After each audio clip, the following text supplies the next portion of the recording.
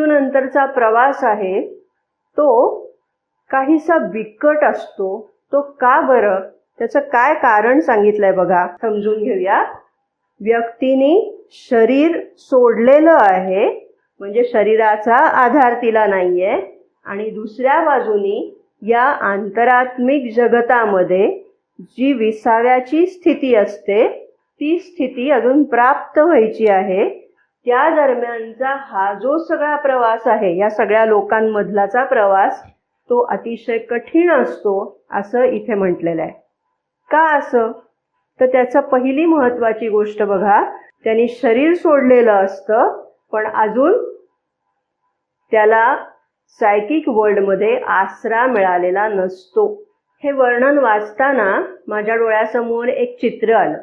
कदाचित आपल्याला इथे समजून घ्यायला उपयोगी पडेल म्हणून तुमच्या समोर मांडते. सर्कसीमध्ये उंच झुल्यावरचे खेळ केले जातात बघा.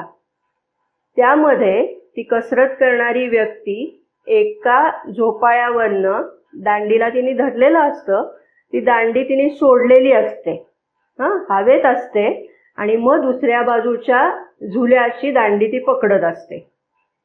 तर ह्या झोपाळ्यावरचे पाय सोडलेले आहे आणि दुसऱ्या झोपाळ्याची जी दांडी आहे ती दांडी हाताला लागायची आहे. अशा मधल्या स्थितीत त्या व्यक्तीची जी स्थिती असते, जी अवस्था असते, म्हणजे खाली पडलं तर कपाळ मोक्ष, अशा प्रकारची ह्या जीवाची स्थिती असते आणि म्हणून तो प्रवास हा बिकट असतो. आणि दुसरं, ती व्यक्ती स्वतःचा जो गेला जन्म आहे, गेला जन्म म्हणजे या पृथ्वी तलावरचा तिचा जो जन्म होता, म्हणजे ज्या जीवनातनं ती आता वर आलेली आहे त्या जीवनातलं बॅगेज तिच्या सोबत असतं.